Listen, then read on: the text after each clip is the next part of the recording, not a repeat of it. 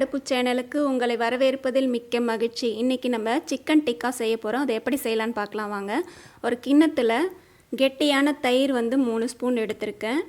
1 spoon தனி மிளகாய் தூள், அரை ஸ்பூன் ஜீரகத்தூள், அரை ஸ்பூன் கரம் மசாலா, அரை ஸ்பூன் மிளகுத்தூள், 1/4 ஸ்பூன் மஞ்சத்தூள்,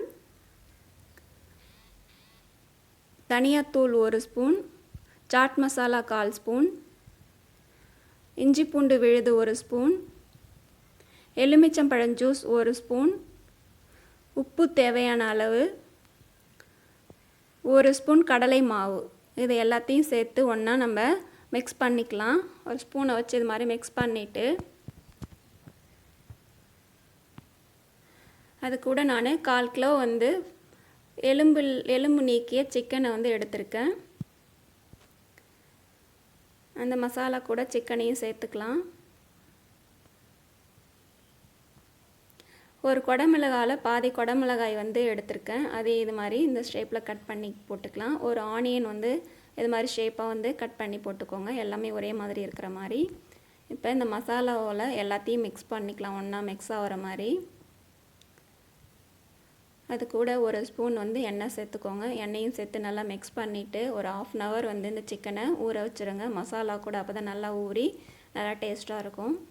இப்போ நம்ம மசாலா எல்லாம் ஊறி ரெடி ஆகிடுச்சு. இப்போ நம்ம ஒரு ஸ்டிக்கில் நல்லா கழுவிட்டு துடைச்சி வச்சுருக்கேன். அதில் ஒரு ஆனியன், ஒரு குடமிளகாய், ஒரு சிக்கன் அப்படின்ற மாதிரி மாறி மாறி இதில் சொருவிக்கலாம்.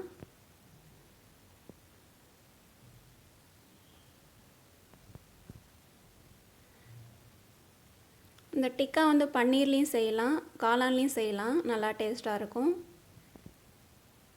இதே மெத்தட்லேயும் செய்யலாம். இது கூட கஸ்தூரி மேத்தி இருந்தால் யூஸ் போட்டுக்கலாம். நீங்கள் ஆம்ச்சூர் பவுடர் இருந்தாலும் யூஸ் பண்ணிக்கலாம். அப்படி இல்லைனாலும் பரவாயில்ல. இது இருக்கிறத வச்சு நம்ம நல்லா டேஸ்ட்டாக செய்யலாம். பாருங்கள், நம்ம செஞ்சு பாருங்கள், நிச்சயம் நல்லா இருக்கும். இப்போ ரெடி ஆகிடுச்சு. நம்ம இது மாதிரி எல்லா ஸ்டிக்லேயும் நம்ம ரெடி பண்ணிக்கலாம். பாருங்கள், எல்லாம் ரெடி பண்ணி வச்சாச்சு. ஒரு அடுப்பில் தோசைக்கல், இரும்பு தோசைக்கல் வச்சுருக்கேன். அது மேலே 1 ஸ்பூன் வெண்ணெய் போட்டிருக்கேன். வெண்ணெய் போட்டுட்டு நம்ம குச்சியில் சொறி வச்சுருக்கோம் இல்லையா, அந்த சிக்கன் டிக்காவை எடுத்து ஒன்றா இதில் தோசைக்கல்லில் வச்சிடலாம். எல்லாத்தையும் வச்சாச்சு. இது மேலே நம்ம 1 ஸ்பூன் வெண்ணெயை எடுத்து லைட்டாக எல்லாத்துலேயும் அப்ளை பண்ணி விட்டுடலாம்.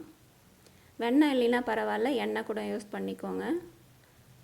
வெண்ணெய் தடவைனா கொஞ்சம் நல்லா டேஸ்ட்டாக இருக்கும்.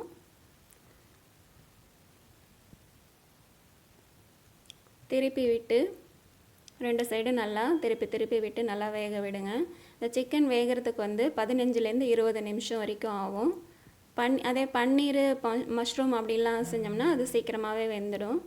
இப்போ ரெடி ஆகிடுச்சு, எல்லா சைடும் ரெடி ஆகிடுச்சு நம்மளுடைய சிக்கன் டிக்கா. இப்போ தந்தூரி எஃபெக்ட் கொடுக்கறதுக்காக நம்ம அடுப்பில் ஃபுல்கா ஸ்டாண்ட் இருக்கு இல்லையா, அந்த ஸ்டாண்டை வச்சுருக்கேன். அது மேலே நம்ம இந்த சிக்கன் டிக்காவை இது மாதிரி அடுக்கி வச்சிடலாம். ஒன்றா இந்த புகையில் அது படும்போது நல்லா டேஸ்ட்டாக இருக்கும். அது மேலே லைட்டாக கொஞ்சம் வெண்ணெய் மறுபடியும் தடவிக்கலாம். வெண்ணெய் இல்லைன்னா பரவாயில்ல, விட்டுடுங்க. ஒரு 2 நிமிஷம் அது மாதிரி காமிச்சிட்டு எடுத்துடலாம். ரெடி ஆகிடுச்சு நம்மளுடைய சிக்கன் டிக்கா. கண்டிப்பாக செஞ்சு பாருங்கள், நல்லாயிருக்கும். தேங்க்ஸ் ஃபார் வாட்சிங் மை சேனல் ஃப்ரெண்ட்ஸ். தேங்க்யூ.